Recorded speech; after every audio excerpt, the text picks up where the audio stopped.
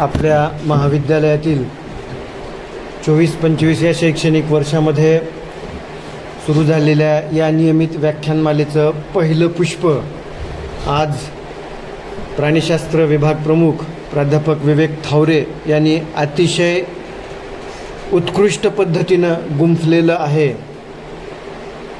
की मानवाची उत्पत्ती म्हणजे आपल्या व्याख्यानातून उत्क्रांती, वर्तन, मानवाची कृती, प्राण्यांची कृती, त्या कृतीविषयक ची कारणमीमांसा खूप छान पद्धतीनं आपण स्पष्ट केलेली आहे. अगदी मानवी उत्क्रांतीच्या वेगवेगळे जर टप्पे आपण अभ्यासले तर प्रत्येक वर्तनाच्या पाठीमागची जी शास्त्रीय भूमिका आहे ती शास्त्रीय भूमिका कशा प्रकारची आहे हे थोडक्यात आपण प्रतिपादन केलं. मग त्याच्यामध्ये हॅबिच्युअल आले, वेगवेगळे प्रकार आले. आपण अगदी म्हणजे मुंगी, खारुताई, कुत्री, मांजरं, कोंबडा, लांडगा, हत्ती, वेगवेगळ्या प्राण्यांच्या वर्तनाच्या पाठीमागचं मीमांसा केली. प्यावलोव, मला वाटतं रशियन शास्त्रज्ञाचं आपण जे उदाहरण दिलं कुत्र्याचं, की हॅबिच्युअल कशा पद्धतीनं असतं, सवयीचा भाग कशा पद्धतीने बनतो, की कुत्र्याला अन्न द्यायचं म्हणजे घंटा वाजवायची आणि अन्न द्यायचं, ही चेन सातत्यानं ठेवली तेव्हा त्याला असं जाणवायला लागलं की घंटा वाजली की आपल्याला अन्न मिळणारच. आणि म्हणून अन्न मिळायच्या अगोदरच घंटा वाजल्या त्याच्या तोंडातून लाळ टपकायला सुरुवात झाली. कालांतरानं जेव्हा अन्न देणं बंद झाल्यानंतर ही सुरुवातीला ती लाळ टपकायची, परंतु हळूहळू अन्न येईन असं झाल्यानंतर ती लाळ टपकणं सुद्धा बंद झालं. म्हणजे अशा प्रकारची सवय ही त्या ज्या पद्धतीनं त्या कुत्र्याला लागली त्या पद्धतीनं त्याचं ते वर्तन हे होत गेलं. आणि या पद्धतीचं छान मार्मिक टिप्पणी केली. प्राणी म्हणजे मानव आणि मानवेतर प्राणी यांच्यातला भेद जर लक्षात घेतला थोडक्यामध्ये, की मानव विचार करतो, मानवाला बुद्धी लाभलेली आहे, आणि मानवेतर प्राण्याच्या ज्या मर्यादित गरजा आहेत, भूक, मैथून आणि निद्रा, याच्याशी निगडीत अशा प्रकारचं त्याचं वर्तन राहिलेलं आहे.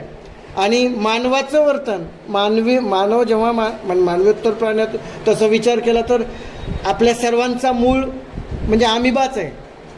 आणि एका अर्थानं आम्ही सर्व एकाच जातीतून वेगवेगळ्या प्रजातीमध्ये त्याचा विस्तार झालेला आहे असं म्हणायला हरकत नाही. मला वाटतंय अमिबा हा पहिला सजीवन, तिथून मग त्याच्या वेगवेगळ्या शाखा विकसित होत गेल्या. मग जलचर प्राणी तयार झाले, सरपटणारे प्राणी तयार झाले, भूचर प्राणी तयार झाले, माकड झाला, चिपांजी झाला, जो होमोसेपियन आला आपला आदिमानव पूर्वज, आणि त्यातून उत्क्रांत होत आमची आतापर्यंतची वाटचाल झाली. आणि मग प्रत्येकाचं वर्तन हे कशा प्रकारचं असतं खूप छान पद्धतीनं आपण सांगितलं. आणि फार महत्त्वाचं म्हणजे कुत्रा गाडीच्या मागे का धावतो याचंही शास्त्रीय कारण जे बऱ्याच वेळेला अनाकलनीय असतं, की म्हणजे त्याची सुद्धा ती इलाका, त्याचा एरिया ठरलेला आहे. आपल्या एरियामध्ये, आपल्या इलाक्यामध्ये कोणीही येता कामा नये, ही जी त्याची भावना आहे, त्या भावनेतून तो ज्या पद्धतीनं मागे लागतो. म्हणजे अशा वेगवेगळी उदाहरणं आपण देत प्राण्यांचं वर्तन, प्राण्यांचा संवाद आणि याच्यावर भाष्य केलं. मला वाटतंय सर्व ही प्रेरणा, मला वाटतं वर्तनाला कृती म्हणायला हरकत नाही ना, वर्तन म्हणजे कृती, तर कृतीमागची प्रेरणा ही कशा प्रकारची असते हेही आपल्या या मनोगतातून आपल्या भाषणातून समजलं. आज पहिला दिवस आहे आणि मला सांगायला आनंद वाटतो की आपल्या महाविद्यालयामध्ये जी अकॅडमिक डेव्हलपमेंट आपल्या स्टाफची, आपल्या कर्मचाऱ्यांची होत आहे, तर त्याच्यामध्ये एक मानाचा तुरा आणखीन बेंबरे सरांनी म्हणजे गुंफलेला आहे. मुंबई विद्यापीठाच्या म्हणजे BOS ह्याच्यामध्ये अभ्यास मंडळावर स्वीकृत सदस्य म्हणून त्यांची निवड झालेली आहे. जे मुंबई विद्यापीठ अगदी स्वातंत्र्यापूर्वीचं आहे, 1857चा जो मोठा उठाव झाला त्या वर्षात स्थापन झालेलं विद्यापीठ आहे. म्हणजे एवढ्या जुन्या विद्यापीठाच्या अभ्यास मंडळावर सदस्य म्हणून निवड झालेली आहे. वर्धा विद्यापीठामध्ये त्यांची निवड झालेली आहे. इकडं कर्नाटकामध्ये गुलबर्गा युनिव्हर्सिटीमध्ये BOE मेंबर आहेत ते. आणि आपण सर्वजण पाहतो आहोत त्यांचा अकॅडमिक ग्राफ हा उत्तरोत्तर वाढत आहे.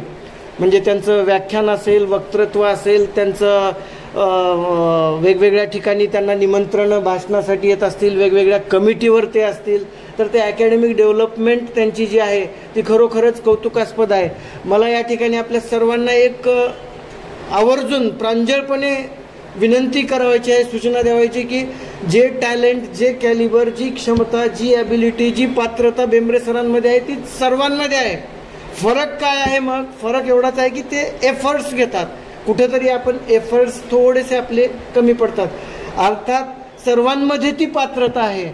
आणि मला वाटतंय त्यांना, बेंबरे सरांना काय वाटतं माहिती नाही, परंतु मला असं वाटतंय की त्यांच्या ह्या अकॅडमिक डेव्हलपमेंटचा बेस जर काय असेल तर ही आपली नियमित व्याख्यानमाला जी आहे किंवा गणेशोत्सव व्याख्यानमाला जी आहे त्या व्याख्यानमालेच्या निमित्तानं एखाद्या विषयाची तयारी करण्यासाठी जो आपला अभ्यास होतो त्याच्यातून जी आवड निर्माण होते ते मला वाटतं हे व्याख्यानमाला हा त्यांच्या या यशाचा बेस आहे. त्याच्यामुळं आपल्या महाविद्यालयाच्या वतीनं, संस्थेच्या वतीनं त्यांचा एक छोटेखानी सत्कार आज व्याख्यानमालेच्याच पहिल्या पुष्पगुंफतानाच्या या प्रसंगी करणं मला आवश्यक वाटतंय. त्यामुळं बेंबरे सरांना विनंती करतो की आपण थोडंसं समोर यावं आणि सर्वांनी अशाच प्रकारचे एफर्ट्स घेऊन आपल्या महाविद्यालयाचा लौकिक, आपल्या महाविद्यालयाचं नाव हे अधिकाधिक रोशन करण्याचा प्रयत्न करावा. एवढंच सर्वांना माझं नम्र आवाहन आहे. मला वाटतं थावरे सरांचं जे आजचं स्पीच झालं, नेक्स्ट टू बेंबरे सर म्हणायला हरकत नाही. छान तुम्ही स्टडी केलात, पण हे सातत्य ठेवा. स्पीड ब्रेकरमध्ये आपल्याकडं भरपूर आहे, आपल्या इथं अडचणी भरपूर आहेत. हे सगळं सेटअप हे जे आहे हे किती कॉम्पॅक्टमध्ये आपण करत आहोत, पण इच्छाशक्ती असली की ते व्यवस्थितपणे होत आहे.